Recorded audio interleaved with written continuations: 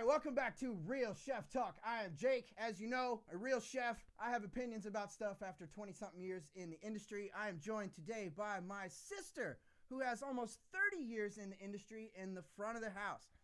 And tonight, we have an interesting little tale to tell. We just got back from eating dinner, and both of us observed something that neither one of us had ever observed professionally before, I think. No. And the fact that it happened to us as patrons, well, actually it happened to our other sister, who's not in the industry and doesn't have quite the same take on it. But so we observed this, and it's just ridiculous, and we just want to talk about it and rant about it. So I'm going to introduce my sister Emily and let her say hi. Hi, how are you tonight? All right, so do you want to start off with the drink, and then I'll... Okay, yes. All right, so we go to this restaurant. We all sit down. Brother and I order margaritas, which, as everyone knows, is a margarita with a beer in it. Big margarita, little beer. My mom ordered a fruity margarita. My dad ordered a house margarita. My sister orders a screwdriver. You don't have to look at the menu to order a screwdriver. So waitress comes back with our drinks. In a timely fashion, we get our drinks. Well, we look over and Katrina's drink is pink. Like see-through pink. Not even like opaque. It just, okay. And she looks at us and goes, "Is this a screwdriver?" Which we both immediately go, "No, it is not." It is not. It is not. Waitress comes back. We were like, "Excuse me, she ordered a screwdriver. Just vodka and orange juice, please." And so she takes the drink back. And again, she was like, "A screwdriver?" We went, "Yes, vodka and orange juice." Like, we said the ingredients of the drink. About 5 minutes later, she comes back with the same drink in her hand and a menu and says, "Our manager says this is how we make a screwdriver," and sets the drink back in front of my sister, shows her the menu, and then kind of walks away. And we're... Yeah, I at this point, What? We're in unknown territory at this point. I've spent my entire life in a restaurant, and we that quick are into territory I've never seen before. Just come back with a vodka orange juice, even, and then say, Right. "Hey, in the future, if you come here, we do this." But I mean, Right, it's like a screwdriver. like Everybody knows what a screwdriver is. like the way that I would expect a situation like this to go, right? Would be, "Hey, sir, server, this young lady, waitress, Early 20s. server, waitress. You want to chime in on?" I'm more into waitress just because I like the fact that it denotes femininity, and I'm a girl. Server sounds like a computer, or servant, but I'm old school. I started waiting tables and, oh my goodness, I was like 18 right out of high school, and I just had my 30th high school graduation years. So, yeah, almost 30 years in the industry, because there's a few years in there. So you actually prefer waitress over server? Yes. Okay, so you also prefer actress over actor? Like just in reference to? Yes. I'm old school. If we're going to talk, letter carrier, I still got the mailman and the mail lady. Hey, you heard it here, folks. Absolutely based. Absolutely based. So the way I would expect this to go down, the way you would expect, just in a almost like a restaurant theory kind of way, right? You would think that we've complained to our waitress.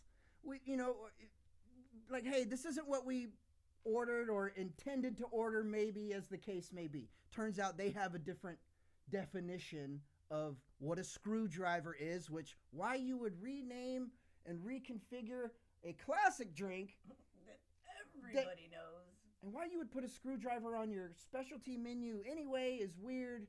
That's like it was basically like a vodka sunrise. Yeah, but they're calling it a juice in it, but there was no, like I said, it was a red drink. Yeah, it wasn't a screwdriver by anybody's stretch of imagination. And so the way I would imagine this would go on, hey, we didn't get what we intended to order, and so you'd think the server would take the drink and then go and then come back with the vodka orange juice. That is 100% what I expected to happen. That is what I would do in this situation, because she did say the manager made the drink. Yeah. So she rolled him. She did say the manager made the drink according to this menu. And it was like, well, even the second time, we did say just vodka orange juice. Right. And you brought out the same drink. So like again, back to the theory. Even if we've established that, yeah, we ordered the wrong drink according to your specialty menu, don't, as a matter of customer service, as a matter of customer relations, just as, touching tables as a manager, don't you go out and bring the right drink? Don't you make sure that the customer got what they wanted and not what they semantically, you're arguing they ordered and have to now keep?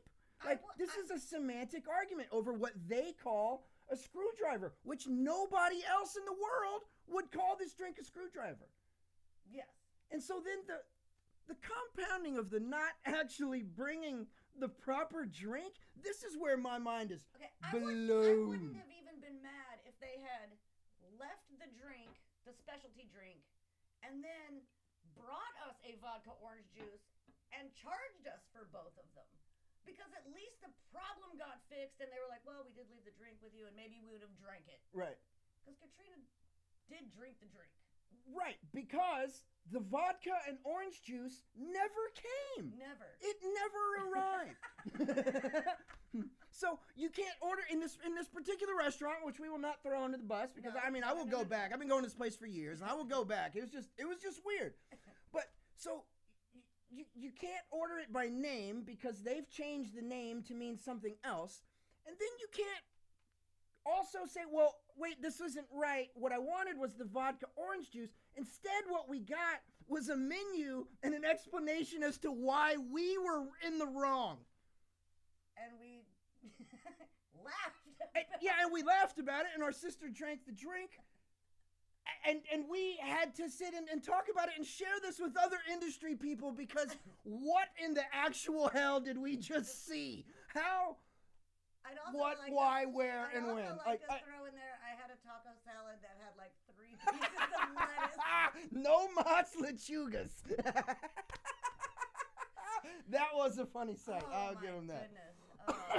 I'll give you that. It was great. I mean, it was delicious. I just, it was a salad. I wanted lettuce.